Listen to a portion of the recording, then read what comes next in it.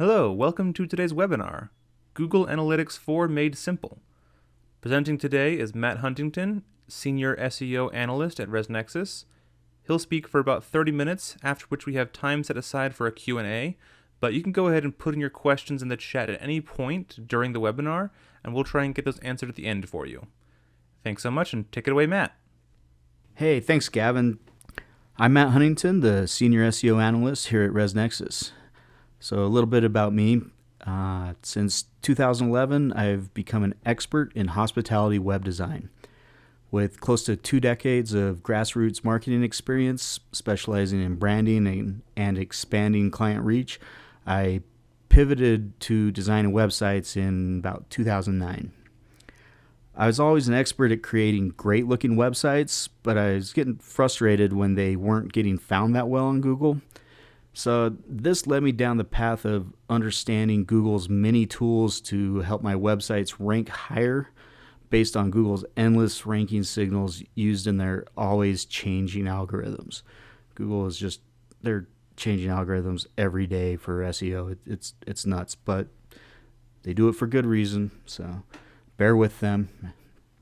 So anyway, now, after creating thousands of hospitality websites with effective SEO, I've become an expert at using the powerful data in Google's Universal Analytics and their new Analytics 4 data to help make data-driven marketing decisions for our clients.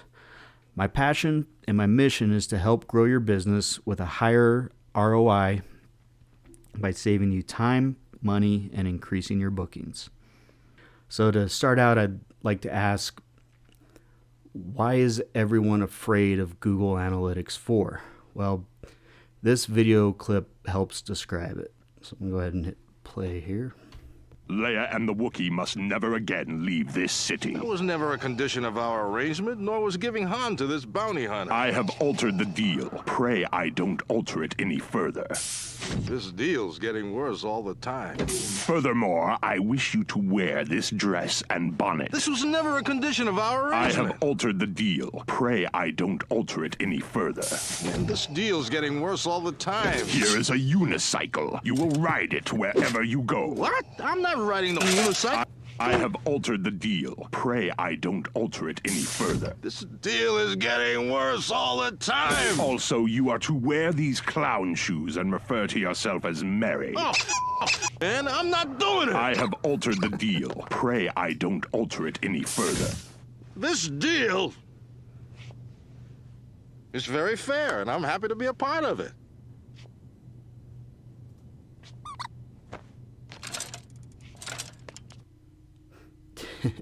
So why is everybody afraid of Google Analytics 4? Well, the answer is Google keeps altering the deal. It's hard to keep up with understanding all the new and ever-changing SEO algorithms that lead to ever-changing analytics data, and it's human nature to resist change. So what's Google's mission statement? Google's mission is to help people find the best answers to their problems. So understanding Google Analytics 4's new data model is important if you need to improve your digital marketing efforts. GA4 appears far more complicated than Universal Analytics due to its new data model and custom exploration reports, which are awesome. Anyway, you know that you need the data to help your business grow, but who has the time to become a GA4 expert these days? Well, I'll give you a hint. We do. So what makes Google Analytics 4 better versus Universal Analytics?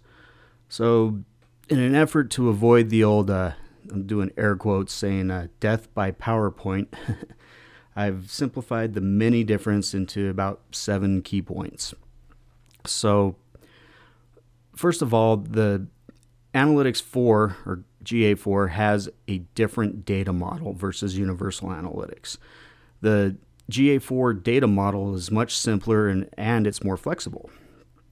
So there's 2 main dimensions.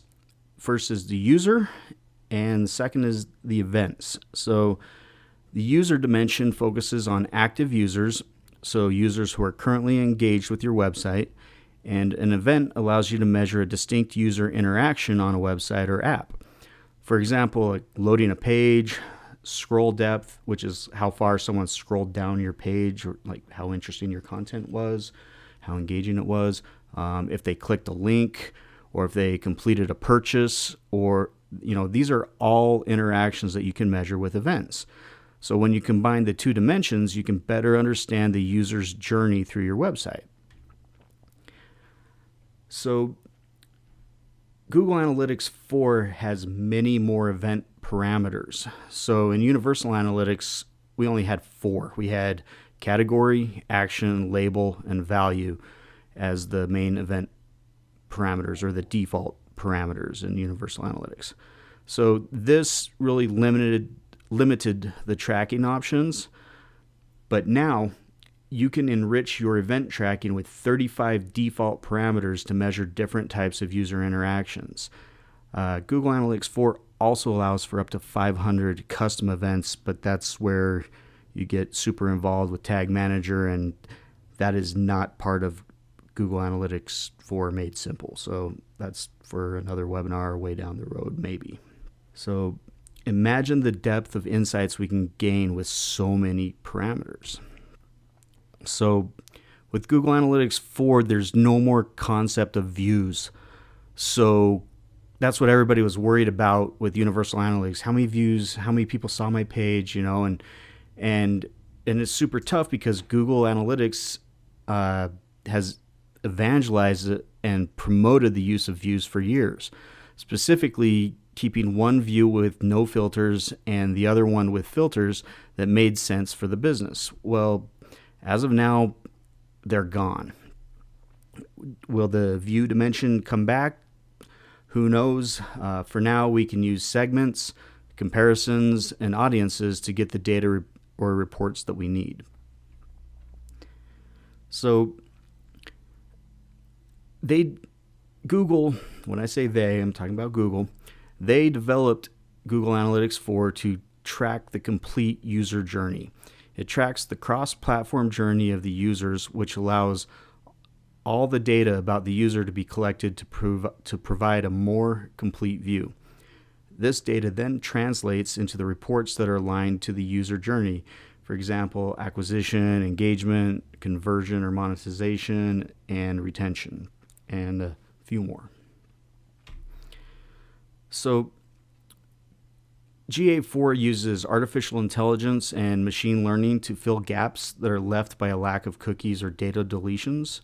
So like cookie blocking, GDPR, or local privacy laws, user data deletion requests, etc. Those all result in missing data. So to counter the missing cookies and data, Google Analytics 4 uses machine learning and artificial intelligence to fill these gaps and provide you with a more complete picture. So Analytics 4, or GA4, has fewer predefined reports. So Universal Analytics had a lot more predefined reports than GA4 offers currently. And this is the part that most people are pretty upset about. Some of those reports might be gone forever, but likely many of them will come back as GA4 releases more features. But for now, if your business relied on those reports, then you have to figure out a new way of delivering that report. So don't worry, we can recreate many of them using the exploration feature that I'll talk about a little later in our webinar today. Let's just keep in mind that you'll need to think about which reports you really need rather than trying to use what's available in the default Google Analytics 4 reports. So here are the 7 default report overviews in Analytics 4. So one of the first reports that you see, so when you're logged into your Google Analytics 4, the first thing you want to do is go up here to the top left, and it'll show your home by selected by default. But you want to come down to this second icon right here with the little graph. You want to click on that, and that's going to say reports, and then you just click on reports, and then it'll start out with the report snapshot, which is this page right here. And so this just gives you a really nice snapshot overview, and this will show your date range. This date range is from September 14th of last year till February 8th of this year. So anyway, basically this just gives you a quick, bird's eye view of everything on your website. Basically, users, how many in the last 30 minutes, where your new users coming from, what are your top marketing campaigns. Scroll down, it'll segment out your users by country. How are your active users trending? Like how often are they engaging with your website over time? 1 day, over 7 days, over a 30-day period. User activity by cohort. Cohorts are basically groups of users over a certain amount of time. And so this really helps you measure your marketing efforts, whether you did an email campaign or seasonal campaigns or quarterly campaigns or whatnot. And so cohort data is awesome for, understanding user retention and the buyer's journey. So this talks about which pages and screens get the most views. What are your top events? Purchase event is one of the important ones to pay attention to with Google Analytics 4. That one is where your e-commerce tracking data comes through. And we'll scroll down some more. What are your top conversions? There's purchase, we just talked about. What are your top selling products? And then this last part is how does activity on your platforms compare? So right now, everything's just web-based. So there's no app involved with this. So everything is 100% web-based with the analytics data for this date range. So next on the list, below your report snapshot, is a very useful tool. It's called Real-Time Data. So this will show all your users in the last 30 minutes. It shows where they came from. It'll have audience data. It'll tell which pages were viewed, the events. It'll tell you if there's any conversion or purchase events, and other user data. Next is acquisition overview. So this talks about your current users and new users. It also has the aforementioned users in the last 30 minutes. It goes over, you can segment out where your users came from. Most of these users up here on the top right are coming from organic search, and then direct is where it's branded search or they had the website programmed. Referrals coming in from a partner website or their marketing website. Paid search, it would be like Google ads or Facebook ads. Organic social is organic ads from your social sites. Organic video can be from like YouTube videos, like where you have links in them to promote your content. So then we have your sessions. So that can be from new users or users that have already been to your site, but they've just come back within a certain time frame. And so that's all listed by the same channels: organic, direct, referral, paid, and so on. And then sessions by Google Ads campaigns. Those are blurred out for privacy reasons. That shows some Google Ads campaigns that this client was toying around with. They didn't really get a ton of sessions, and that's because they were just kind of having fun, and then they realized they were getting plenty of business through organic, so they decided not to, throw money at that Google Ads campaign at that time. So anyway, lifetime value shows how long, on average, over the last 120 days, people were engaged with the site and how much they spent. So these guys get a ton of traffic. They still make a decent amount of e-commerce conversions, but it equals out to about $15 per user, which adds up to a decent amount actually. So scroll down some more. We've got your Google organic search traffic, and that shows by default all your top landing page. So the / that top one right there is the home page of the website, and then RV size, cabins, and so on. And then the next part is from Google organic search queries. You do need to have your Google Search Console connected to Google Analytics 4 in order for these search queries to come through. But anyway, this is kind of neat. It shows you what people actually type in to find you on Google. The next report is the engagement overview. So we've got this first report card shows the average engagement time. So that's 2 minutes and 27 seconds. And then per user, the amount of engaged sessions per user is 0.9. Average engagement time per session is 1 minute 48 seconds. So it's kind of a combination of those two numbers. So users in the last 30 minutes, that's part of the real-time report. Next, we have the views.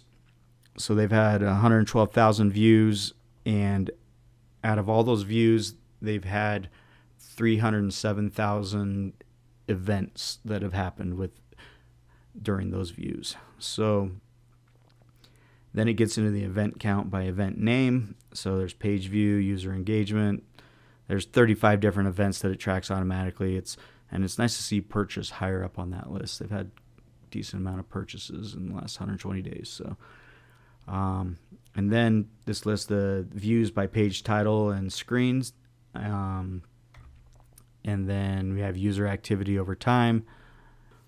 So for this last one right here, this is a really cool report card called user stickiness. So there's these different acronyms. So there's DAU, which stands for daily active users. And then there is WAU, which is weekly active users. And then there is MAU. So let me guess what that stands for. Is it monthly active users? Yeah, it's monthly active users. So anyway, what it does is it shows you the ratio of daily active users versus monthly active users, and then daily users over weekly users, and then weekly users over monthly users. So that helps you really understand part of the buyer's journey and how often they're re-engaging with your website or where they're dropping off. If you're doing email campaigns, if you're doing weekly emails or monthly emails, or if you do social posts or different ways to boost traffic to your website, this can help you measure what's, bringing active users back to your website or helping them re-engage or stay engaged with your content. So it's really awesome information, but it's a little math involved. And other than that, we'll just try to leave it at that, keep it simple. All right, next one, monetization overview. So this one's a fun one. You got to have your e-commerce settings turned on for all of this in your ResNexus booking engine analytics settings, or if you're using another booking engine, I'm sure it's probably in their analytics or e-commerce settings. I don't know. Anyway, call your support representative and ask them to send that e-commerce tracking data over with Google Analytics 4 purchase event format, and they should be able to get you some good data flowing. So anyway, this first report card goes over the total revenue and e-commerce revenue, and then total ad revenue. This client didn't really do any Google ad spend, so that's why that's at 0. We like organic here, and so far organic's been pretty good. So total purchasers over this time frame and total first-time purchasers. So this shows that some of their new marketing campaigns are working really well. So that's pretty neat. Next card, average purchase revenue per user. So that's over this whole, it's users divided by total revenue. This shows the number of items purchased. So that helps you see what's the most popular rooms or RV sites or cabins or tents or glamping tents or whatnot. Shows you what's the most popular thing getting bought on your site, if you can't already tell that from some of your ResNexus reports or reports in your whatever other booking engine you might be using. So there's other ways to get even more granular, but right now this customer doesn't have that info set up. So That's why it says no data available. All right, next is demographics overview. This is great for figuring out your target market. So it shows your users by country, your most recent users in the last 30 minutes, users by city. This one's really great for, figuring out what areas you might want to advertise in their travel guide or their Chamber of Commerce or, different referral website opportunities just by location-based advertising. Then we have the users by gender. Google keeps it fairly basic with male or female. Depends on your target market. Based on your Google user settings, you can choose male, female, or I'd rather not say. Now they have some new options where you can choose different genders. It just depends on your target market. And that data will start to trickle through here. And you can, if you click on the little blue links in the bottom right of each of these report cards, this is where it takes you deeper into the data. And we're not going to get into that today. So we're trying to keep it simple.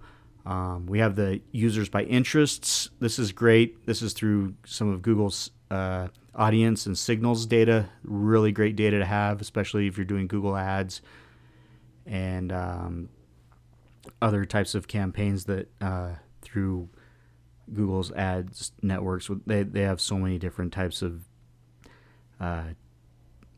user settings and interest and audience settings that you can get super granular and super effective with your paid search advertising. So then we have users by age. This is great for figuring out your target markets and trends and what type of places you want to advertise, and or especially like with referrals or affiliate advertising. This data is just really awesome data to have. It's available in Universal Analytics, but it's just a little bit better here in Analytics 4. And then last, we have users by language. So for comparison, I have this client that's up in the Silicon Valley area in Northern California, and English is still their top user demographic by language, but their second highest languages are Asian languages like Japanese, Chinese, Korean, and so they've done a lot of targeted marketing efforts based on that info. So, and it's been very helpful for them. So next, we have the tech overview, and I want to say this is the last basic overview report card here. So this shows users by platform. Everything's web-based for this client, so 100% web. We have that same users in the last 30 minutes. They all came through by the web. And then next one is users by operating system. And so this is really awesome data. So iOS is number 1, which means iPhone. Windows, that could be a Windows phone or Windows computer. Macintosh is obviously Macintosh computers. Android's going to be Android mobile smart devices. Chrome OS is going to be like Chromebooks, and Linux, and I'm not even going to try and pronounce that last one. And then next we have users by platform or device category. So this is really great because it helps you kind of figure out the previous card by operating system. So you've got web, mobile, web desktop, web tablet. So basically mobile first, then desktop, then tablet. So they have almost twice as many mobile users as desktop users. Like it's just awesome. It just shows why Google does mobile first indexing as of 2015. So next we have users by browser. Safari, well, that goes hand in hand with mobile, iOS, and iPhones. Chrome's next up.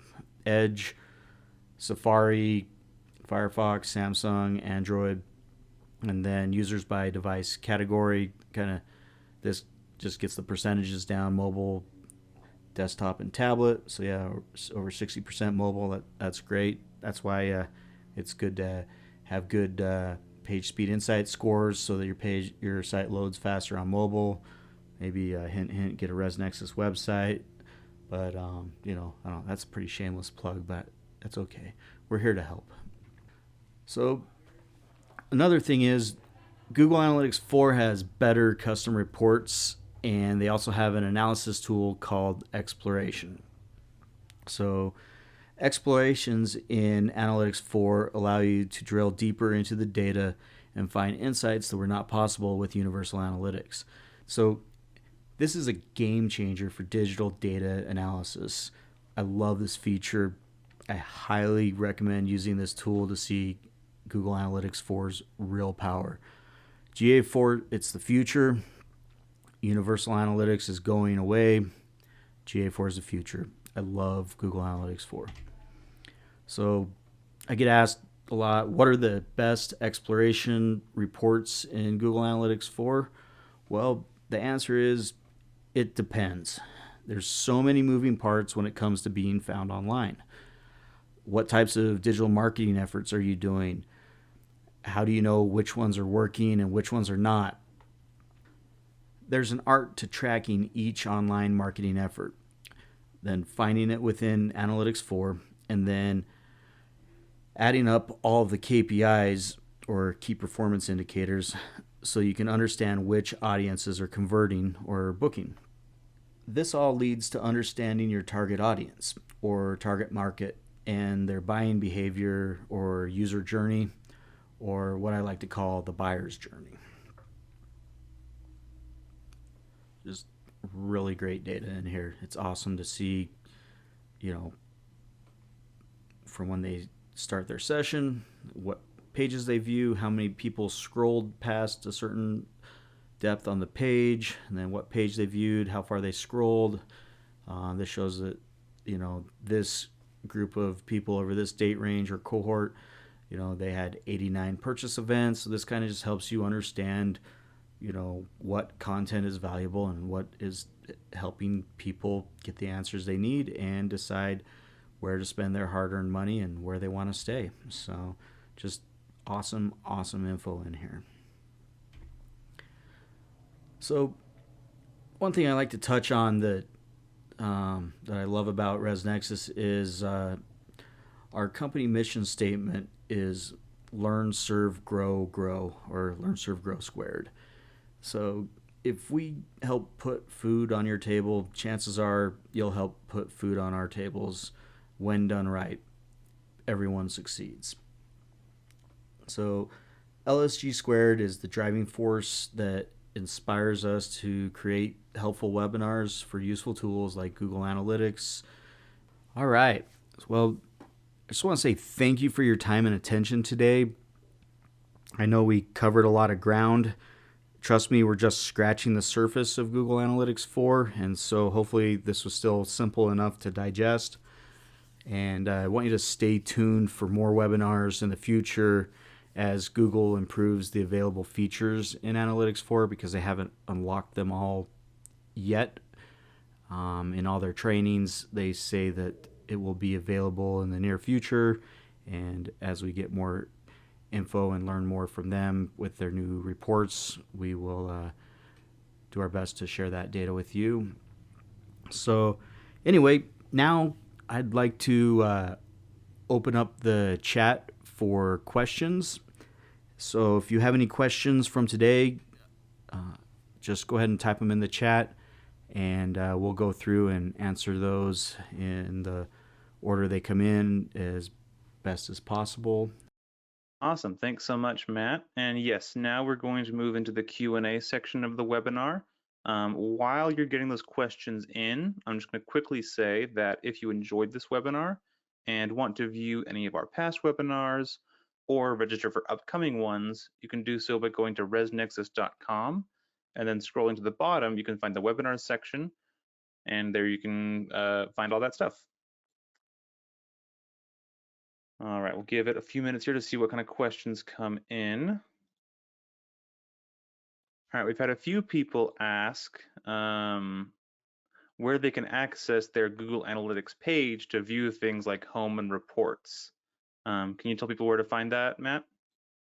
Yeah, you just go to your web browser that you're logged into with your Google user account, that for your Gmail or your Google business profile or whichever one your analytics ID is set to. and just type in analytics.google.com.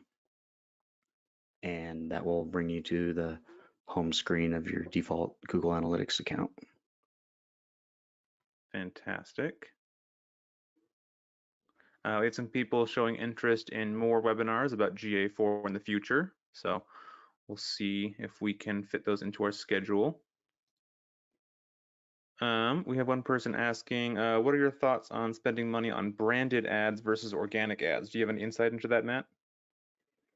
That all depends on your target market, on your competition in your area.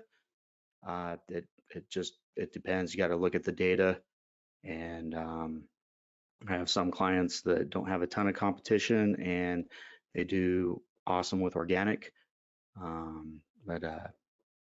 Yeah, it just depends. Also, if it's a brand new business, it's usually helpful to do, both.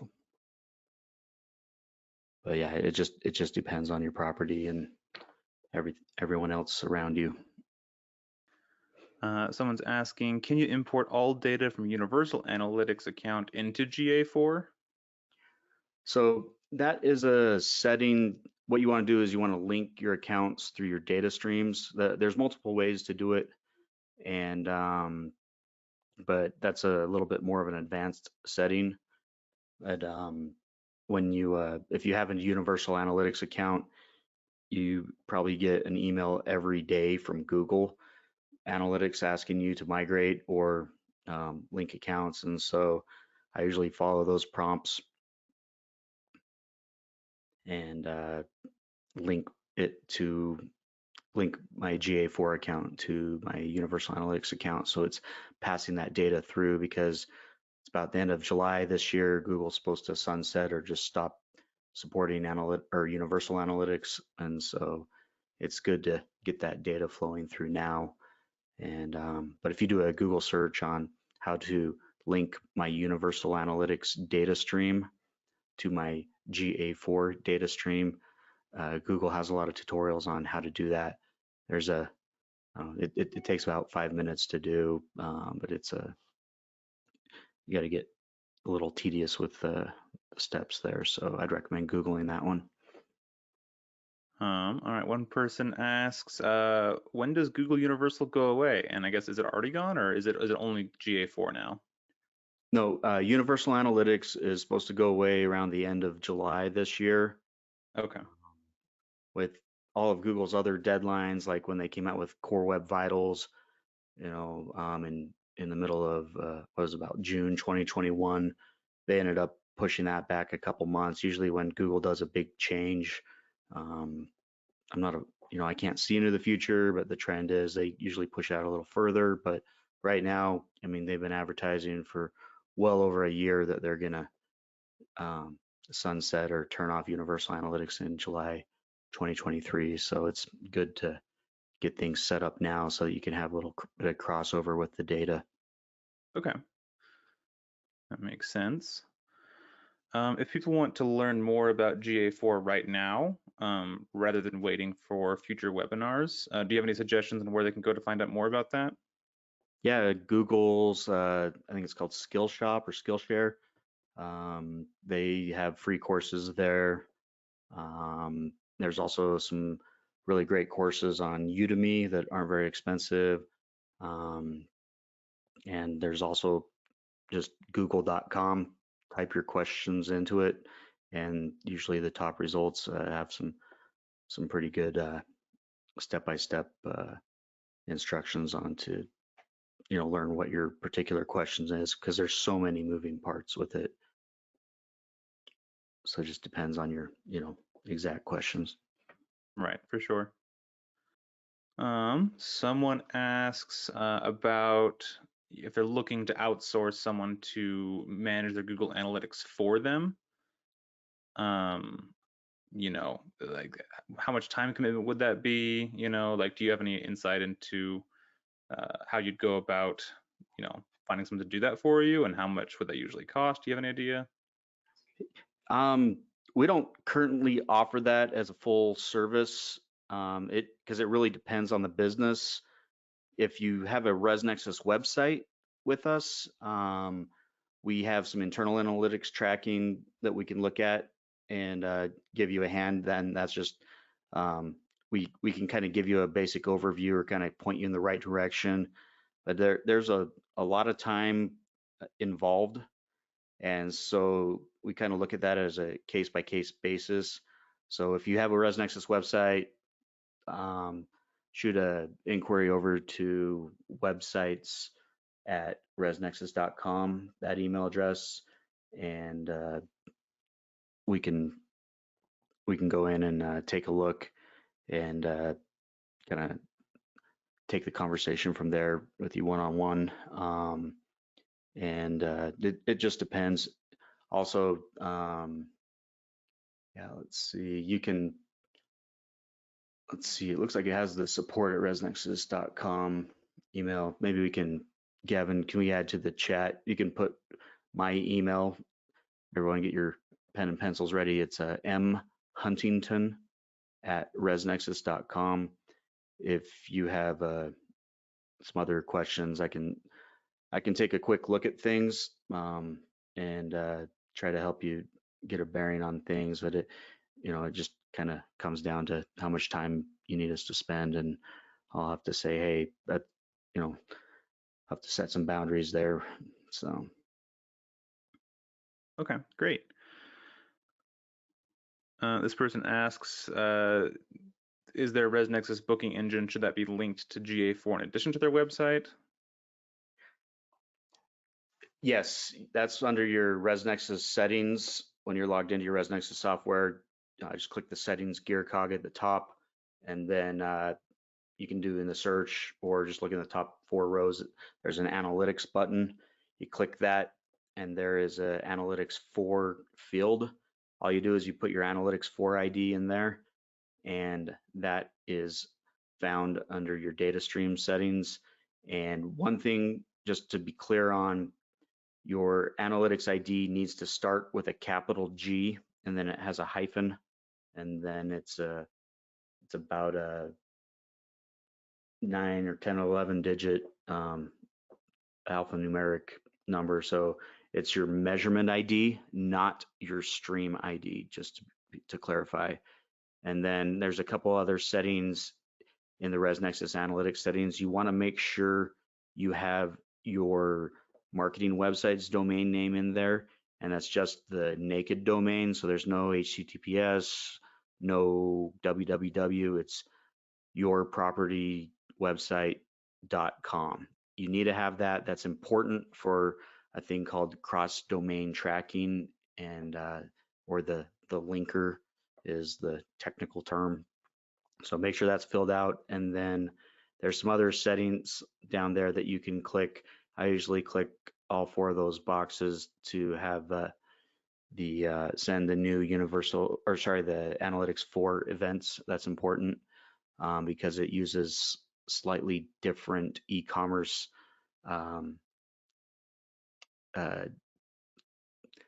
objects. So with the way it communicates to analytics 4, so it's better to click all those boxes if you're going to make the switch over to analytics 4. So.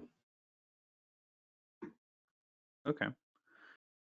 Sorry, I want to back up just a little bit, Gavin, on that question about how to set up the analytics 4 in your ResNexus settings. We'll set up a training video and put that out for our subscribers so they can look at the best practices for that. So that's on our list to produce, and that'll be in the support section and wherever else they decide to put that in our software. All right, it looks like that is all of the questions we have at this time. So I'll give it another few seconds, but in the meantime, I'll just say thank you so much, Matt, for putting on this awesome presentation. I think people really appreciate the made simple part of everything, but we also had some technical questions at the end. So I think we gave everyone a little bit of something. And thanks everyone for attending and taking some time out of your day to learn more about GA4 with ResNexus. And yeah, just have a great rest of your day, everyone. Thanks so much. Yeah, thanks.